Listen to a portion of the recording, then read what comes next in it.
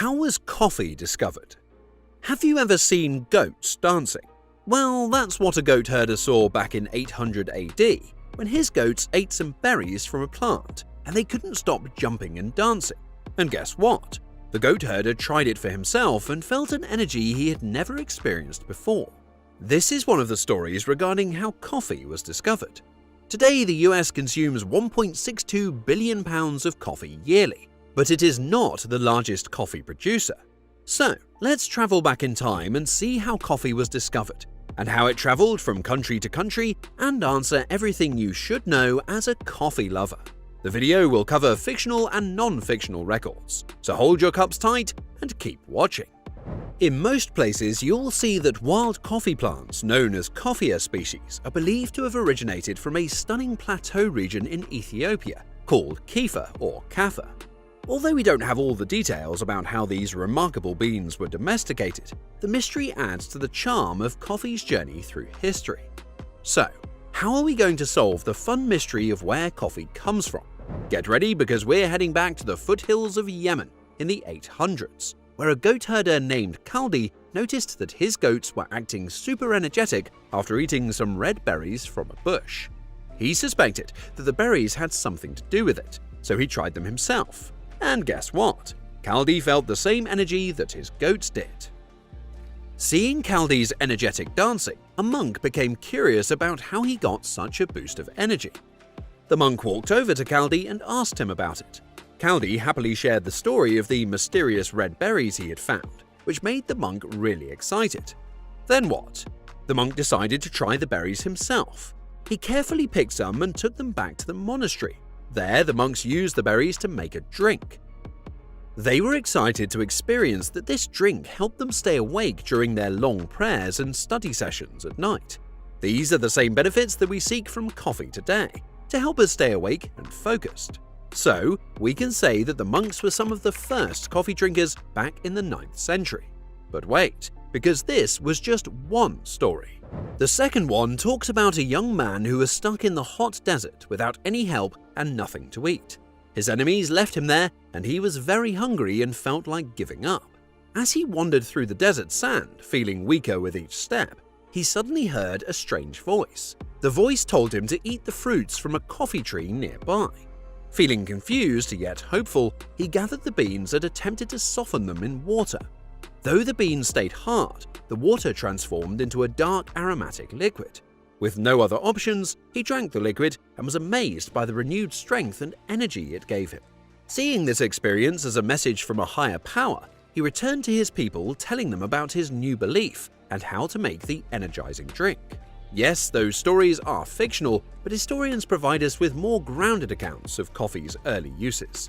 East African tribes would mix the coffee cherries with animal fat to form a paste.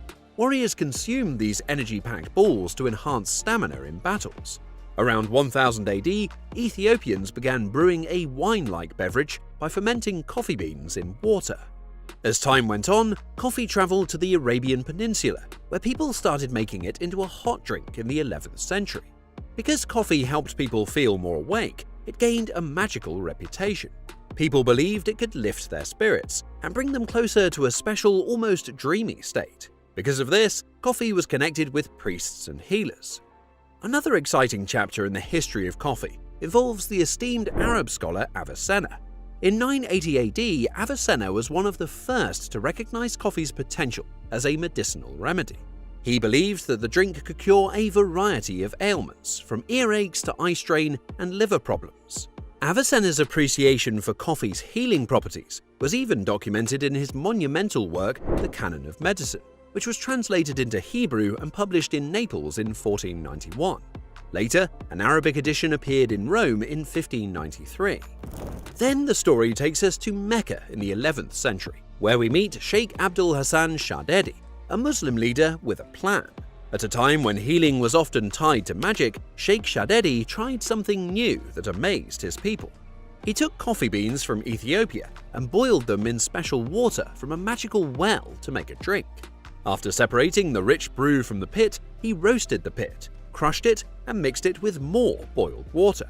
Presented to the ailing townspeople suffering from an unknown sickness, this magical drink restored their health, thrusting Sheikh Shadedi into the spotlight as a revered physician. Fast forward to the 15th century and coffee was being grown widely. The Yemen province in Arabia became known as the world's coffee center. As more and more people wanted coffee in the Near East, the coffee beans leaving the port of Mocha were highly guarded. Every step of their journey through trade routes leading to Alexandria and Constantinople was carefully planned. Despite these efforts to keep the fertile plants within homeland borders, the pilgrimage to Mecca became a coffee smuggling enterprise, as Muslim pilgrims covertly transported plants back to India, seeding new harvests. Furthermore, the cultural impact of coffee blossomed with the emergence of the first Middle Eastern coffee houses in the 14th century, which became thriving social hubs in places like Yemen, Mecca, Damascus, and Istanbul. But suddenly, things took a shift. The governor of Mecca, ruling under the Sultan of Cairo, decided to ban coffee. But why?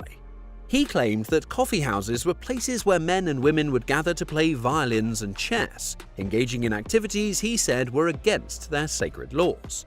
As a result, coffee was outlawed completely. However, the Sultan soon discovered the real reason for the ban. The governor was worried that people were talking about his bad actions in the coffee houses. The Sultan didn't like this sneaky behavior or blocking of free speech, so he lifted the ban on coffee, showed everyone how the governor had lied, and punished him for it. Then coffee entered Europe through Venice, where merchants exchanged all kinds of goods like perfumes, teas, dyes, and fabrics along the spice route. Initially, it wasn't an immediate hit with the masses. However, the tide turned when street vendors, who typically sold lemonade and other cold drinks, started offering coffee. This aromatic beverage gained favor among people, especially as merchants who traveled and grew fond of coffee overseas began introducing it back home. By 1594, Pope Clement VIII even gave his blessing to coffee in Italy, making it more acceptable to drink. In 1600, an Indian pilgrim named Baba Budan secretly carried 7 precious coffee seeds back to southern India, contributing to its spread. Coffee soon appeared in England, when Jacob, a Jewish immigrant, opened the first coffee house in Oxford in 1637. It quickly became a hub for university students to gather and exchange ideas, eventually leading to the creation of the Royal Society. Not far behind, London's first coffee house opened 3 years later, thanks to Pasquale Rossi and his backer Daniel Edwards, creating a new social tradition. These coffee houses were where the idea of the tip for good service began. With time, coffee houses swept across Europe, with notable ones in Venice in 1640 and in Marseille, France in 1644. The Dutch played a crucial role in further spreading coffee globally by planting it in Ceylon and the East Indies, while Georg Kolczycki famously opened Vienna's first coffee house using the Turkish coffee left behind after their retreat. In America, the Dutch initiated the trend when they opened their first coffee house in New York in 1967. With one soon following in Philadelphia.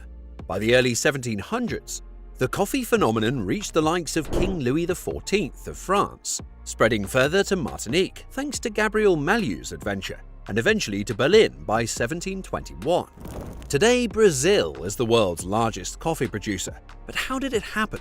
This all began when the Brazilian emperor sent a trusted friend, a lieutenant colonel, to Guyana to settle a border dispute between the French and the Dutch. While there, the lieutenant colonel resolved the conflict and started a secret romance with the French governor's wife. She gifted him a coffee plant as a token of appreciation for his efforts. Bringing this plant back to Rio de Janeiro, he sparked a coffee-growing revolution that spread swiftly across Brazil.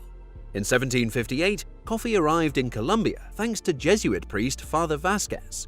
Meanwhile, in the United States, once a nation of tea enthusiasts, people began to favor coffee, especially after the Boston Tea Party soured their affection for tea. By the 1800s, the Dutch were cultivating coffee in areas like the East and West Indies, as well as Ceylon. The British, recognizing coffee's growing importance, started planting it in their African colonies, including Kenya and Uganda. Coffee evolution continued with inventions like the first coffee percolator in France in 1827, and the espresso machine by Luigi Bezzera in 1901. An English chemist living in Guatemala discovered soluble coffee in 1906, leading to the marketing of instant coffee shortly thereafter. Then, in 1908, Melita Bentz, frustrated by bitter coffee, invented the first coffee filter using blotting paper, founding the Melitta Company and revolutionizing coffee brewing with her cone filtration method. So, this is how what you call a simple cup of coffee has traveled through time and space to become the beloved beverage it is today. Be it fictional stories, political games, or mere coincidences, coffee has a colorful history filled with adventures and controversies. Let us know in the comments how many cups of coffee you take every single day. If you enjoyed the video, make sure to like and share it with your friends, and don't forget to subscribe to our channel for more exciting content.